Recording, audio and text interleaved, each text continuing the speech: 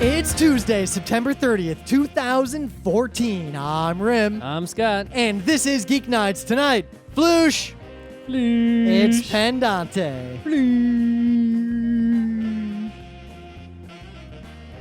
Let's do this. I don't think you guys understand how excited we are about the term floosh. Only a panda would know what a floosh was. Our listeners are not pandas yet. Yep. So yeah, we played Pandante, and it was pretty much the best game. It was so floosh. Let's wait until the main bit to actually talk about the main bit. You wanted the main bit to talk about the floosh? Yes. All right. So in the news, it's you game just jumping night. straight to news there. What do you got? Some other bit you want to talk about? No. No, nothing at all. No. All right. Oh, though our live stream has already gone to bad status. That's not my fault. You suck at technology. Actually, it looks like the Elgato software is fucking something up. I've been using XSplit, which costs money, but whatever. Yeah, I like the Elgato hardware, but the software is just butt, and it just doesn't work that well. The only thing the Elgato software does that is good, that other software does not do, is auto-ducking. Nothing else does the auto-ducking. Yep. I can do the auto-ducking here with the Onyx and everything. Well, yeah, but most people do not have some sort of auto-ducking hardware. So yeah. the Elgato doing it is, the Elgato software doing it is great. Normally for other stuff you need like OBS, there was like a weird shady plugin that costs money. Though the Elgato, I guess it's relevant talking about game streaming. The trouble with the Elgato hardware too is that it'll usually, between it and its software, have a semi-non-deterministic or broken delay between your voice and the game. You have to push the buttons in the right order. I don't know if they fixed that bug. Right. They might have fixed that bug. I don't think they did, because I was testing and I still saw a lot of weird issues. Anyway, let's now talk about news. The biggest news in gaming. Yup. On October 3rd, and right now we're recording this, my calendar says September 30th. For you, it's probably October 1st. They're going to release, for the 3DS, Super Smash Bros., the most important game in all of video gaming. A new release, hopefully not garbage, for the first time ever on a portable system. Not bad. Oh my glob.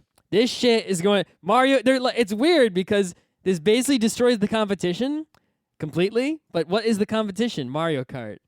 It's like they're killing them. Every other multiplayer game that they make is now worthless. Because the only game anyone is going to play when there is more than one person with a 3DS is Smash Bros. What about the new Tetris? I mean, I'll play that, but there's going to be there's a free demo of Smash Bros in the eShop, so you can go play that now. It's pretty much Smash Bros. The only problem I have with it is that the controls, they're trying to mimic the GameCube controls, and in the demo, you can't go to the settings and change them because it's just a demo. So jump is Y, and right because they're mimicking the GameCube, but on a 3DS that's backwards. I don't want to jump with the button that's at the top. I want to attack with that button and jump with B, and then right. So that's annoying. At least R and L do the right thing. Yeah. So we'll have to see what we do there, because the game... It's going to take over the world pretty much in terms of handheld gaming. And then when the Wii U one comes out, I think only like serious people who are like... Either people who have Wii U's are going to get it, obviously. But people who are serious about competing, if it proves competitively viable, unlike the previous Smash Brothers, they will get the Wii U one for their tournaments and such. But the 3DS one, I think, is really going to be the one that takes the cake. Well, because the Wii U is up and also ran at this point. Yep. In other news, on the iPad, you can now get the free-to-play Pokemon trading card game. It was available on it still is available in a web version, but now on the iPad, a Nintendo game. Oh shit. So we'll see. I mean, we're not going to review it from the demo. We're going to wait for the real game to come out. I pre-ordered it on Amazon. It's coming. Just waiting for it to arrive, and then we'll play it. Yep. I think at least all my original concerns, I was worried because of what they did to Mario Tennis, that they were going to do the same thing to Smash. But I think they at least... Mario Tennis, like they're making it... It does seem like they're putting in some effort to appeal to the competitive gaming scene. But the problem is I'm not good enough at Smash to be able to tell on my own whether this Smash is competitively viable, because my fingers are not fast. And I don't know how to wave dash or anything like that. So... we need to consult an expert on these matters. Yeah. Well, the other trouble is just that, they ruined Mario Tennis. Mario Tennis is no longer a skill game. It's just Simon Says. Which Mario Tennis? The newest Mario one, Tennis yes. on the 3DS. That's true. And Mario Kart was pretty good. So I feel like there's a lot of inconsistency. Like they have decided they see certain games as being competitive, and I feel like if you're not one of those games, fuck you. They're because you know that old thing about how Team Fortress 2 was way more popular among the players when they made it more random without telling them what they did. So I wonder if Nintendo is going down the road of making games fun, quote unquote fun for players on average, irrespective of other concerns like tests of skill, Smash competitive, Brothers whatever. is sort of the perfect storm of that because in terms of fun, it's like default mode is items on, but they let you turn items off. That's it. The fact that they let you turn the items off. Other games have not let you do that as much. So by default, it's crazy fun for everyone, but the hardcore people... It's crazy fun for everyone. But the hardcore people can then make it hardcore so it's fun for them as well. So we'll it's see. like, imagine if an FPS didn't have invert Y-axis. Well, everyone could play except Rim and Scott Johnson. It would be great. My muscle memory is to the point to where there's no backing away from that. Like, but then again, imagine if a spaceship free space shooting game like X-Wing released today did not have invert Y-axis. What if a game like that just didn't support joysticks? And wouldn't exist. I don't know. Well, joysticks don't exist, but that's a whole separate show. We should. I would buy a copy to set on fire, but that would mean I have to buy a copy. Yeah. So, in other news, Five Nights at Freddy's. I'm amazed. I'm surprised. So my coworkers started talking about this independently of me. I didn't even know it existed. They started talking about it in relation to something, and then a couple days later, Rim talked about it, and I'm like, what? This is why I'm amazed, because at the same time, like when I was talking to you about it, you did not know much about it, and I only knew from that conversation with my coworkers and the Steam store page. My coworkers never heard of it, but I ran afoul of it in internet circles from day one. Mm-hmm. Like, I knew about this game pretty much. You knew about it early on when it was way coming? Early. Okay. So, and I'm not going to get into the story of how it was made or anything. We'll do a full show on it at some point if Wasn't Scott it ever plays Kickstarter it. or something? So the game itself is legitimately terrifying. Not in if you're the a sense, baby. No, not in the sense of like Yamishibai, like, oh my god, it's scary. I haven't been I'm scared by scared. anything since I was like 2. So can a jump scare get you?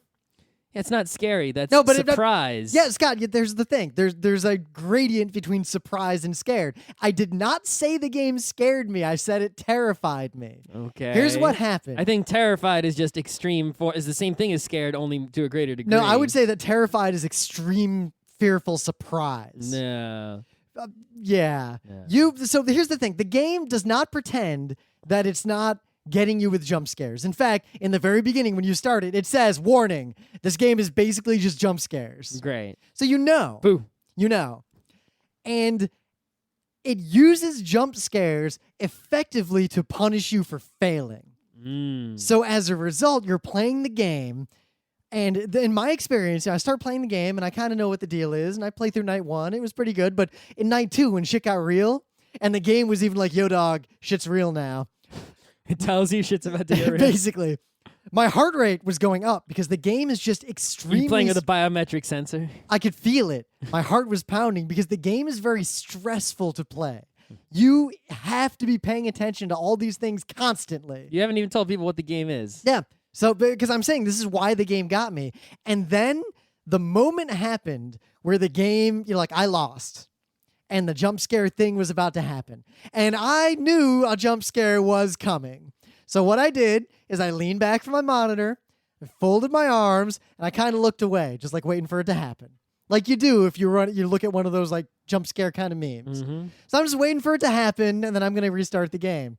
And it just doesn't happen. It doesn't happen, and it doesn't happen. And I literally lean in a little bit. And then it happens. And I take the mouse, and I move it to see if like the game crashed. And then it happened. It happened 'cause you immediately. moved the mouse.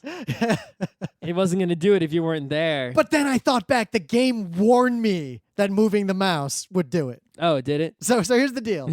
The game is very simple. You are working minimum wage, the night shift, at Freddy Fazbear's Pizza Restaurant. In other words, Chuck E. Cheese. Chuck E. Cheese's. Freddy Fazbear, and there's 4 animatronic suits. In other words, the rocket fire explosion. So your job is to sit there from midnight until 6 a.m., and be the night watchman. You can't Okay, leave. so Chuck E. Cheese's don't have night watchmen, first of all. Yeah, so this They have one... automated security systems, if anything. Yeah, so this one has night They also, watchmen. I don't think, have rocket fire explosions at Chuck E. Cheese. They just have arcade games and cranes and shit. So you're really going to try to make this a realistic game here. You're going to really pick it apart on that level. Yes.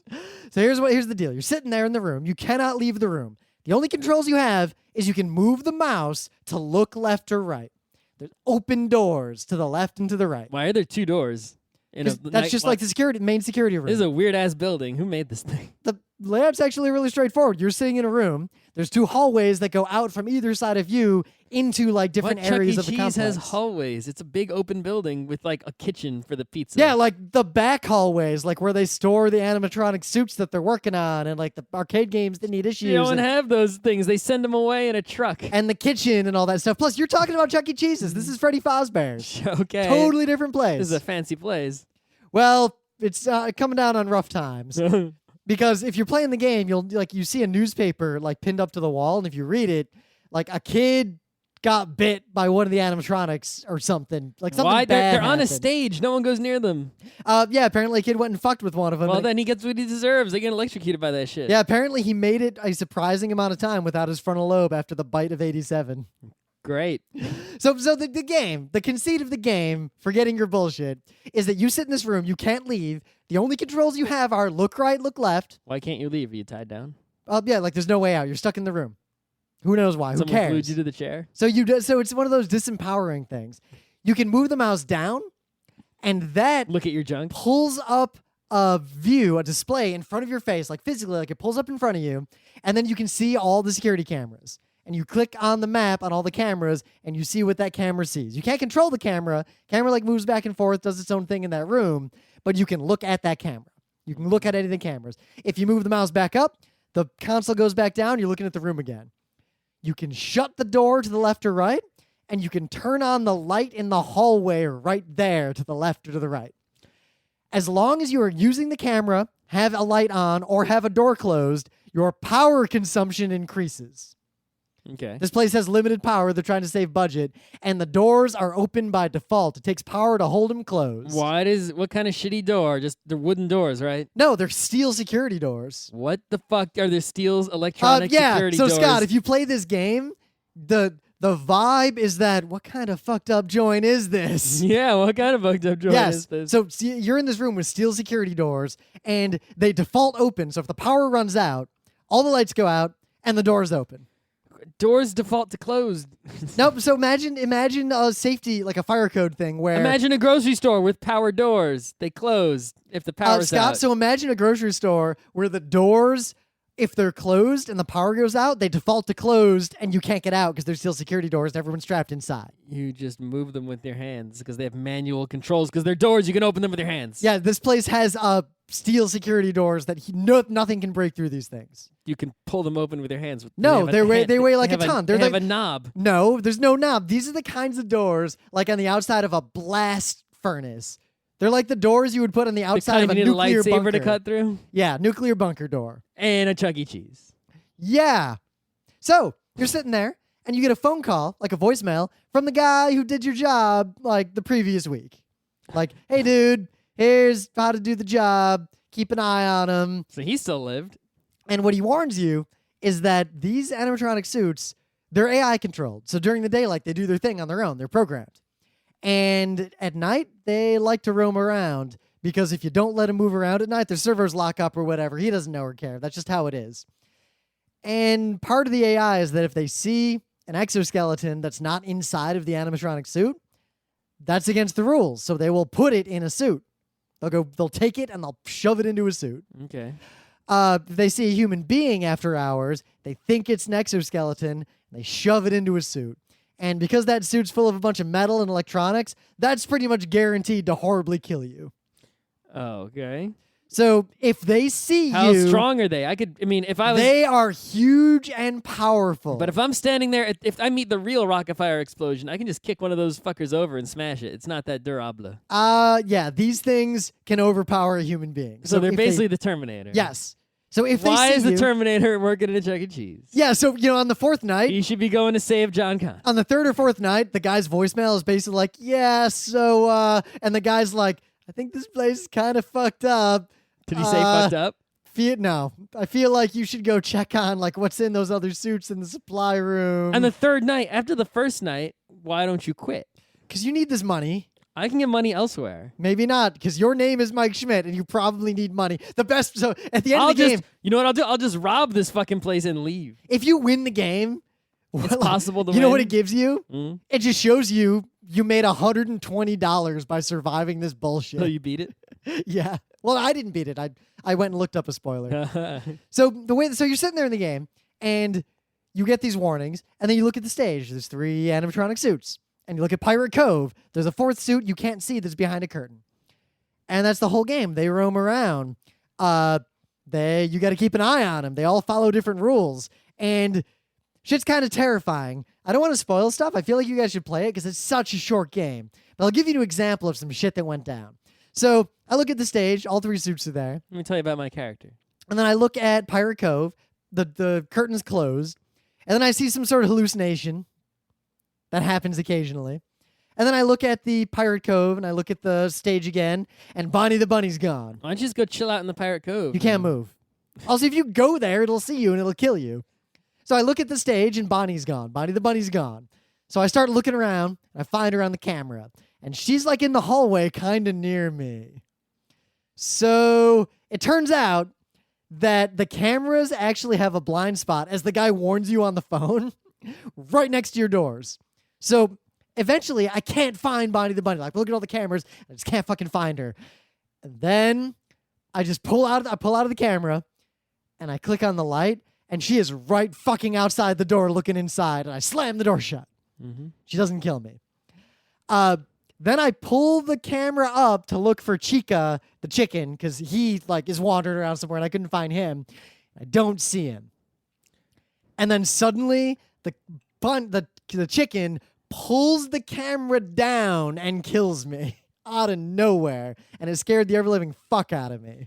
Okay, so why do you use the cameras at all? Why don't you just only use the lights and close the doors when necessary? So here's the spoiler. So the suit that's hanging out in Pirate Cove, Foxy the pirate is a pretty cool guy. If you don't look at him enough, or if you look at him too much because you're paranoid, he slowly activates. And eventually, like, if you look in the room and he's not there anymore, like, he'll open the curtain. He's kind of looking at you. And then he's, like, hanging out in front of the curtain, like, in front of the auto order sign. One time I looked in there and he's gone. Just gone. I'm like, oh, fuck. And then I look at the hallway and he's literally sprinting down the hallway toward my door. Mm-hmm. And he'll just come and kill you. Okay. The game punishes players if they fail with jump scares. And the jump scares are artfully designed such that even if you're an intelligent human being who thinks, I won't be gotten by the jump scare, it'll jump scare you anyway. Anyone can be jump scared. The game is clever in ways that I don't want to reveal because I feel like you should explore and experience these things yourself. It legitimately raised my heart rate. It gave me an adrenaline rush, like a for real one, the same feeling you get when a car almost hits you while you're biking. And it's just generally extremely stressful and frustrating to play in a really fun way. I highly recommend you try Five Nights at Freddy's. Yeah. Yeah, Scott hates games like this, interrupted me trying to explain it, but obviously, guys, this game is great, and you should play it. I don't know why you're so on it. No, man. Why would you be? The game uses, it does horror, and... It's not horror. How is it not horror? How could you make a horror game, then? An intelligent person can't be scared. Uh-huh. So there's no such thing as horror, ever? There's no horror fiction? There's no horror movies? Not for me. So there's no such thing as a genre of horror? Back when I was a kid, I could watch Alien, and I was scared. Scott, horror doesn't mean it scares you. But now, I can watch anything and be not scared. That doesn't make it not horror. It makes it not horror enough. Why? Horror doesn't necessarily mean scary. I do know one thing, though. Jump Horror- out and go boo is not scary. Horror, It's Scott, jump out could and go be boo. existential crisis. Also, I think you misunderstand the definitions of horror and macabre and scare and all those different words. I think you use a very reductionist definition system I think you're because you have no joy from games and no joy from jump scares. I think that you are a baby. Yeah. I'll put this. So, clever thing, Freddy Fazbear he got into the room and I had both doors shut, so I got to figure out how that works. But he was already in the room. As he comes to kill you, you'll notice that on his face are two pretty clear handprints, obviously from someone else he killed trying to resist him. There's a lot of subtle things like that.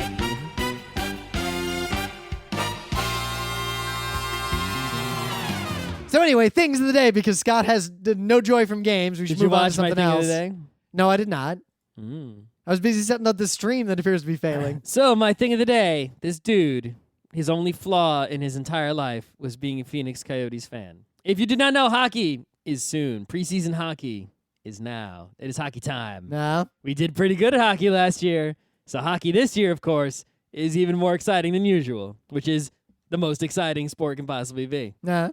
So this guy, this Phoenix Coyotes fan, he set up a thing in his house that is the glory of glories. He took 2 lights, the kind of light that a detective will put on top of his car. All right. And he put them side by side, akimbo. Oh, so if there's a goal? Of his television. He also connected to this system his stereo. If there is a goal, he pushes a button on the remote, and there are 4 different song selections to play in the event of goal. It is glorious. It is majestic. I need to set this up in everyone's house. In case I watch hockey at their house, I can press the button. The only thing and better I can than play that, the same music they play at Madison Square Garden when there's a goal. you need a crowd. To get the authentic home arena experience. You need a crowd or a crowd simulator in your house. Is there a market for this? Simulate being at the arena in your house. Once we have like Oculus Rift, it's like you're at the arena even though you're at your house. Everyone is sitting at center ice. Everybody. For me, there is definitely a market for this. I would buy if I could watch live sports as if I'm in the arena and it feels like I'm in the arena and looks like I'm in the arena, I would buy an Oculus Rift for that. Get on it. I know listeners work there. I don't think they listen though. But there are people I know who work there, and I'm going to tell them. The thing is, the crowd simulator would have to simulate the physical feeling of a human being jumping up next to you and elbowing you in the face as he yells and screams at the top of his lungs. Getting beer spilled on you. Yeah. You need a delivery company to bring the proper food, the smells, the cold. You got to get the temperature of the ice. You got to be cold, put on a coat, wear your jersey. Yep. The whole thing. So my thing of the day, this is one of those things, it was funnier than it had any right to be. It's called Super Bad Mario, just a video someone made of a bunch of people having a fail video moment, and they have added Mario such that Mario is the cause of their fail. That sounds like a really simple and dumb idea. Shit's hilarious. It's way funnier than it should be. It's all right. It's pretty good. This feels like old school internet, like 5-10 years ago. Yeah, like Blumpy.org kind of stuff. Yeah, I'm into this. So in the meta moment, the book club book is a Canticle for Leibowitz. I guess Scott finished it. I'm very close to finishing it. What? Very close? I'll finish it tonight or tomorrow night. Did you get to the green star part? No, I'm at the part where they're about to get in a spaceship to leave because it's not good. Who's getting on a spaceship? Catholics. Yeah. That pretty much sums up a Canticle for Leibowitz. I feel like I could review each of the 3 sections I have a completely different opinion. Yes. Depending on which one of them I read. That's how it's going to go down. So let's get to the main bit. Yeah. Oh, is there any other meta moments? Yes. So we're live streaming this, but it appears to have failed on multiple fronts. Bad technology, right? Yeah. So we'll see. I'm giving YouTube or Google some feedback. Yeah, we're actually working with YouTube on some streaming stuff. Basically, we're giving them feedback on their streaming stuff. Yep. So YouTube streaming, look out on both of our channels for streaming YouTube type stuff. Yep. Really, I might actually start another channel separate from my main channel for that. Because we've used Twitch, we've used YouTube, and YouTube is from a streamer's point of view, technology-wise, YouTube is just better. the major flaw is the audience that Twitch brings. Like, I can start a game on Twitch, and people will find me and start watching who don't even know me. Yeah. Not so much on YouTube. So, yeah, the only other things, PAX Australia is coming up. I'm doing not one, but 2 lectures. All by yourself. On Saturday, I'm performing Losing, and on Sunday, Winning. It's a rehash of How to Win at Games, but a little more Rim style. And then, not too far away is PAX South, where we will be there in attendance. I guess I should buy flights to PAX South. I am now attending 5 fucking PAXs a year, so watch out. PAX Dev sort of counts. PAX Dev is definitely getting better every time I go, and is definitely one of my must-go-to conventions at this point. So, PAX Prime. We got together a posse, some old people, some new people. As usual. Classic Paxson. PAX Prime's tabletop was a little suboptimal due to the fact that the library was in the convention center, and all the actual gaming space was in a faraway hotel. There were still gaming tables in the convention center as usual, but not those rooms many. are mad crowded, full, hard to get into. And also, basically, it was a pain in the ass to use the game library, so we never checked anything out of the game library. So we were dependent solely on games that we collectively brought. Our friends brought a game called Pandante. Pandante is made by Serlin Games, who you may know from such other games as Yomi and Puzzle Strike. Serlin is the dude who sort of thinks the same things that we do. He's all about winning and playing to win and stuff like that. And he's a dude who is like big in the fighting game community, but wasn't as good at moving his hands really fast. Right? He's much better at it than we are, but not good enough to be pro. So that's why he made games like Yomi and Puzzle Strike, which are like these skill winning type games that let you experience that high-level interplay without needing to master basic low-level skills along the way. So the new game from Serling Games, relatively new at least, is Pandante. This is the kind of game that, and when we describe it to you, you'll feel this. It's the kind of game that people like us usually will ignore or shit on. Right, so it's Texas Holdem poker with 2 key differences, right? There are other differences, but there are 2 key differences. Difference number 1, pandas. Difference number 2, it's a different deck of cards, not your usual deck of cards. Yep. And it's interesting because what this game does at its core is it takes, say, Texas Holdem, which you need to be good at poker to enjoy Texas Holdem. Pretty much. Or have so much money you don't care that you lose. Well, you don't have to play for money. I mean, we didn't play this for money. Wow, Texas Holdem without money is garbage. Well, then you're just playing for points. But that's the thing. Garbage. If you play Texas Holdem, the differentiator of skill between like the person who's got like 9 points of skill and the person who has 8 points only comes out over a long period of play.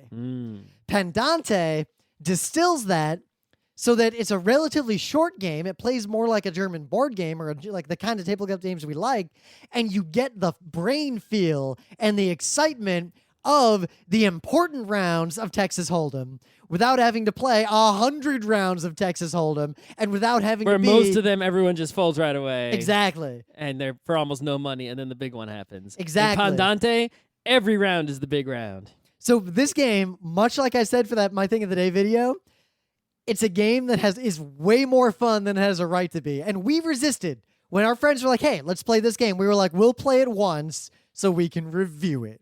And then we finished, and then we all were like... We played it the most. So should we play it again? Should we play it again? Should we play it again? One night, we played it all night until they kicked us out. It was just really... The other thing, it was just so easy to play compared to other games that had much more setup. You know, all this is just take a deck of cards, shuffle them, give everyone some chips, and play. It's more setup than, say, Sushi Go. Yep. But it's a lot less setup even than Seven Wonders, where you got to sort all the cards out and everything. So there's the subtle key differences. To explain the game in detail, it's pretty simple. You play basically Texas Holdem, but when you buy into a hand and you bid on a hand, you're not just bidding like, I have the best hand. You're not putting money in saying, I got the best hand or fold. You're betting on what hand you will have by the end. Right. You're betting on a specific hand. There are 10 hands you can possibly have. You put a chip onto one of them. And you can't bet some crazy different amounts either. You can't be like all in on pair. It's you bet a fixed amount. Or you quit. Right. So it's either bet 5 on one of the 10 hands or fold. Those are your two options. So I'll bet 5 on 3 of a kind. I have a 3 of a kind, is what you're saying. Yep. Or I will have 3 of a kind. I will eventually have 3 of a kind. Not I will have at least 3 of a kind. Not I will have, something better than 3. I will have exactly 3 of a kind. If you have 4 of a kind and you bet on 3 of a kind, well, I guess that includes 3 of a kind. But you don't get your credit for your 4 of a kind. You only get the credit for what you bet on. So the game works pretty much like Texas Holdem in that regard, though, because you go down the river pulling up cards along the way. But every time a new card comes out, you have to bet. You have to fold or bet at or better than what you already bet on. So you might be going for, I don't know, an inside straight, right? And you think that's a great idea. All right, you might be getting it. You never know. You're not getting it. You're only going to spend, you think I can spend $10 to see maybe a miracle will happen. So you bet on straight, and then you bet on straight again. And then you bet on, and meanwhile, you just got like a 3 of a kind. But sorry, bro. You can't go down. You can only go up. You can't go down to 3 of a kind. So even though you have it, it's basically meaningless. So there's another mechanic here. Much like how Texas Holdem has all of its terminology, its poker terminology, Pandante has panda equivalents of that. So you buy breakfast, you take breakfast if you want, then you have snacks, and then you do like the paws and the tail and all these little things. So it has this fun little like interplay of using the words and the nomenclature of the game to the point that it started messing up my poker brain knowledge. So the snacks are actually a big component of the game, right? The way the snacks work is if you are the highest bidder in terms, like I'm betting on straight flush. Fuck straight flush. I got a floosh. That's not as good as a straight flush. I got a floosh. Good.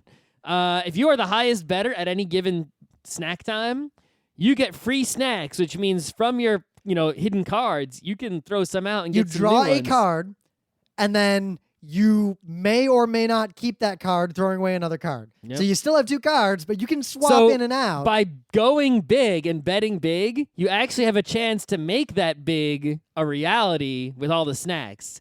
You can still get snacks if you are not the highest bettor, but you have to pay for those snacks. And the further away you are from the top, the more you have to pay. So if you're betting on pair and someone else is betting on straight flush, you have to pay like $20 to have a chance at snacks. So there's already a good, because what's the fun part of Texas Holdem? What's the fun part of poker? The big bluffing and everyone falls for it. Yep. And then you make mad money when you had nothing. This game distills poker into the bluffing and the odds and nothing else, and it does it quickly. So I might bet a floosh, even though I could not possibly have a floosh, and I intend to fold just to make everybody's snacks more expensive. And because I can see, even though I can't possibly have a floosh, maybe the snacks will make a floosh happen. Yeah. So, and I'll get free snacks. The game, obviously, because the deck is not a normal poker deck, the hands you can get are different. Right, so there are 6 suits. With 10 cards per suit numbered and 1 joker. 1 through 10. 1, 2, 3, 4, 5, 6, 7, 8. Oh, no. Is there a 10? Oh, is it 2 through 10? I think it's 1 through 10. That would make 11. Yeah. Right? 1 through 9? I don't remember. I think it's 2 through 10. I don't remember. Anyway. Also, there's 6 colors, and then there's 1 wild card. Whoa, it's a wild card. Yep. Watch out. It's prismatic. It's got all the colors. And there's some fun rules around that, but there's only 1 wild card. Yep. And there's some special rules around the wild card. So you play the game, you bet, everybody bets, you buy snacks if you want, and then another card comes out in the community cards, and then you bet, snacks, and you do this 3 times. And then the showdown. Everybody gets to use a power. So this is actually another bluffing aspect, right? Based on the colors of the cards in your hand, there are 6 powers. 6 colors, 6 powers. It goes around, and each person gets to claim 0, 1, or 2 powers, right? And try to use those powers. So I can be like, I'm going to do the red power twice. The red power is put $5 in, or if everyone puts $5 in or folds. So doing that twice means everyone in the whole game has to put in $10 or fold, except me, because I'm using the power, right? Oh, no, I think I have to do it too, right? What? No. No? Okay. You don't remember this game at all. I only played it at PAX. It was already a month ago. So bravery. Every other player must put in 5 gold or fold. So Playfulness. Draw a card, then discard a card, but you have to reveal a card that you kept. Orange. deal a 6th community card. Oh, shit. Everybody gets that. That happens a lot. Blue, privately see a random card from a highest hand. So someone who's beating you or has a highest hand, you can see a card in their hand. Black, the fun one, greed, steal $5 from the lowest hand unless they reveal a blue card from their hand. Hopelessness, purple, you get to fold. Because normally you can't fold at that point. You're already in too deep. Yep. But that's like last minute folding. So you can pull some shenanigans and then fold if they don't work out. And there's a clever mechanic where if you use a power, you can declare up to 2 powers because you can have 2 cards, your card, you have 2 cards in your hole. Anyone can challenge you, and there's a challenge mechanic. Right. It's like you're not showing your 2 hidden cards when you use these powers. I'm using 2 red powers, red power twice. Yep. People can either say, okay, we'll do the red power twice, or they can say challenge you. You don't have 2 red cards. The cards are designed in such a way that you can reveal their color without revealing their number. So I have to then either say, yeah, you got me, and then I owe them some money. Yep, because they challenged me and I was lying. I give them money. Or I show them the colors, and then they owe me money. Yep, they challenged me and they were wrong. I did have 2 red cards, so they got to give me money. Which can be great if, say, I'm bluffing that I have a floosh, and I show a card that corroborates my story that I have a floosh. Yep, you might really need, say, to use the orange power to have a chance at this hand winning. But you don't have any orange cards. Or using it implies that I don't have the hand and I'm Hail Marrying right here. Or you might have a really shitty hand and want to say purple, I'm going to fold to just get escape, but you don't have a purple and someone calls you out on it, now you lose even more money. That's the worst. Or your hand is totally awesome and you want to kick some ass, so you use red or black to take money from people. But you don't have red or black and you get called out. If you have the crazy awesome hand, sometimes you'll use orange or green just to make everyone think that you're actually bluffing. Yeah, if you're using orange or green, it seems like you're desperately trying to get a good hand. So people will think you don't have the real hand, but all you did was just draw a card and throw one away. And then you go down the challenges. So after the powers, after all that, the cards are out there.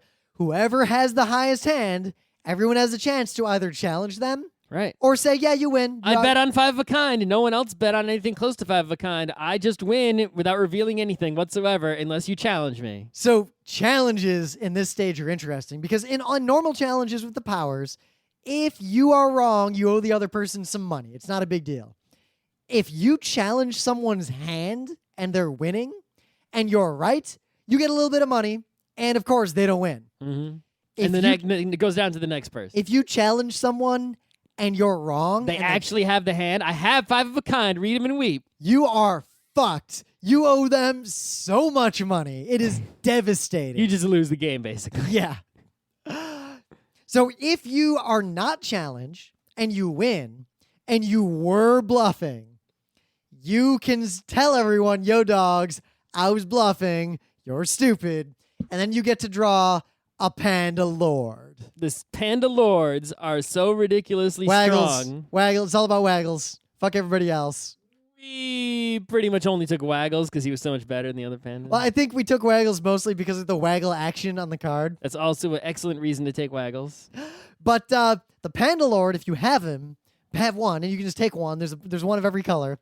They just have weird powers. Like Waggle's power is the triple play. Quote, during the ability phase, you can play up to 3 different abilities that cannot be challenged. So you could just be like, red, red, red, everyone put 15 in the middle, or fold, everyone right now, and you lose Waggles, but, hey, that's ridiculously strong. Yeah. So if you basically bluff your way to victory on one hand, you get a Panda Lord, which comes close to ensuring victory on a future hand. So there's a huge incentive to win via bluffing. So, look again, the design of the game is pushing you toward the fun parts of poker, and it's kind of glossing over the really, really tedious parts of poker. Right. But so while it's basically pushes you, huge incentives, just bluff your way to victory, at the same time, it ridiculously punishes anyone for challenging if you're right. So it's like you have this built-in defense, making it sort of easier to actually bluff your way to victory because people are scared to challenge you if you actually have the hand. because they will just be fucked if you do have the hand. Now, in my experience playing the game, nobody ever fucking has the hand, except that one time. Except a few times someone had it. Because the early games, pretty much, that we played of this, everyone's like, one person actually had the hand, and someone challenged them. That person was out. The person who had the hand won the game in the end, because they just got so much money from that, it was over. Yep. Not only did they get the money from winning the pot, they got the money from the person who just got hosed. I think what happened is and our then friends they had so much money they couldn't be unseated. They won a second hand. Then that was enough money to win the game. But then I think pretty quickly what happened is our friends started getting competent at the game.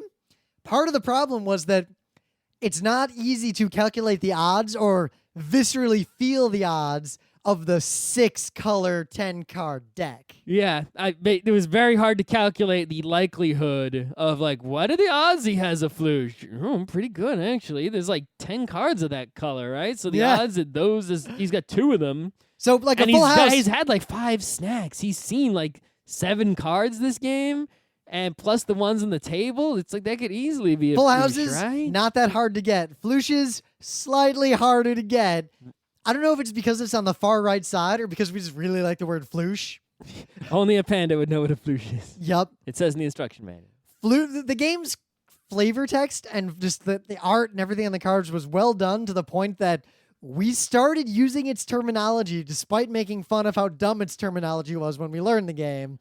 Floosh became the breakaway word of PAX for the rest of the weekend. Yeah, fuck your official swear word. Floosh is the official word of PAX Prime 2014. I think the problem was we looked up floosh on Urban Dictionary and came up with something involving a female ejaculation. Sure, whatever. So a few of us looked that up and laughed about it, and then everyone else came back, and then someone bet on a floosh who was not there when we had looked it up, and that sealed the deal. The other thing about this game is all the pandas on the cards have really great expressions, especially the number 1 where the panda's putting his hands. The panda's putting his hands in the air like, what, raise a roof. Our convention was, if you win, you have to make the red one pose. Unless you win with the Panda Lord, then you have to make the pose of that Panda Lord. But basically, we kept making the poses of all the pandas and saying Floosh a lot. Yeah. This is a must-have in your game library if you're the kind of person... And it takes up somewhat little space, and you probably already have poker chips of some kind if you're a gamer. Yeah, it's a deck of cards, special deck of cards, couple of challenge cards, and little betting cards that remind you like what the order of the... Yeah, you don't even really need the betting cards. You really just need the deck. I think you need the betting cards so it'll tell you... They're very helpful if people don't know how to play, but once you're all good at the game, you don't need that anymore. I think you'll always need them so you will never forget the order of victory. If you play the game enough, you will know the order of victory. Yeah, just you're going to remember that a straight is less than a full house, less than a floosh. Yes, because it's much easier to get a straight when there's 6 suits. Yep, but a rainbow straight versus 4 or 5 of a kind. A rainbow straight is less than 4 of a kind and less than 5 of a kind. And I see you can see that over my shoulder because I have the betting card. No, because I remember that rainbow straight is in the top left. Yeah. Floosh is in the bottom right, and then just to the left of Floosh should be regular straight. But seriously, if you run board game nights, if you are the guy who shows up at a con and has like, hey, I got a game we should play, this is this is like the perfect example of a social game that is good to get everybody warmed up and to get the kinds of people who don't want to learn a difficult game and balk at playing a game to start playing a game and get really invested in it. I think this is also really good. If you find those people, I know a lot of them who they like to play poker, right? They're in the Texas Holdem, whatever, but it's hard to get them to play real board games. This could be the bridge game. You can get them into sort of that like floosh culture while they're still playing a poker-ish game that they'll like. And you can go straight from floosh culture to brick for wood culture. Yeah, you can. And that's the bridge. You can get them over the heap if they're unwilling to just play settlers straight here's out. how Serlin sells it himself. He just gives you a set of bullet points. No player elimination. Well, I guess you're not permanently eliminated. Well, we'll get to that. Yeah. No, you don't have to fold all the time like you do in human poker. It is panda poker. No, seriously, as an aside. But you do fold a lot. Folding is... If you play poker with people and you are not a poker person, my only advice to you is you need to fold about 5 times more often than you think you do. Last time I played poker for real monies in college, I basically just folded whenever I didn't have a hand and didn't fold when I did have a hand and started raising the roof. And I just had, when I lost, because I had no hand, I lost almost nothing. And then when I did have the hand, someone usually stayed in, and I had the hand, so I made mad money, and then I won. Quote, it's actually fun to play for its own sake when no real money is on the line. The pandas are laughing and joking the whole way through. That is true. But the game has it has its core rules, and you can just play it, and it's totally fun. Just pick up game, go nuts, poker. It's awesome. Then there's a section where Serlin's like, so, if you want to play it for real money, if you're panda enough to play it for real money. Are you panda enough? Here are the for serious rules. And all they do What's the difference with real money? Well, I mean, you're playing with real money. What's the fixed bet? You set it like at a dime, a dollar, I forget. It's in the back of the book. It's basically the same. It's basically the same. The only difference is the bank doesn't cover the money that you owe when bullshit happens. Obviously, you can't go frolic in the forest and get free money from the bank to come back in after you've lost. You can buy back in with money. Money.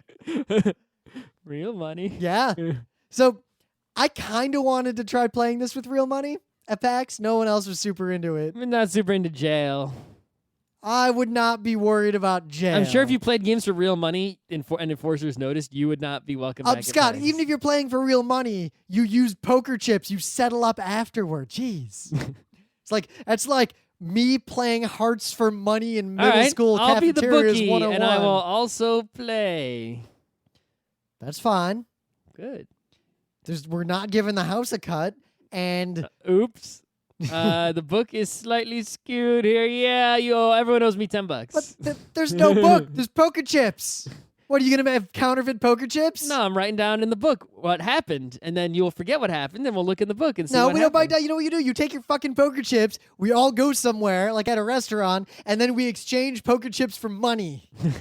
That's how it goes down. So everyone walks out with chips in a little baggie? Yeah, I'm not trusting you and your bookie. I'm not going to write down how many chips everyone has? He blagged the bookies. But Tyrone. Seriously, it is rare that I will just uncategorically and without reservation recommend a game for these purposes. Now, granted, this isn't greatest game of all time territory. No, but it's not even close to Tigers and Euphrates. This fills a slot in the game library that no other game currently fills, right? So in that respect, there is no other game that you can buy to do what Pandante does, which is Panda Poker. So you should get it, if possible.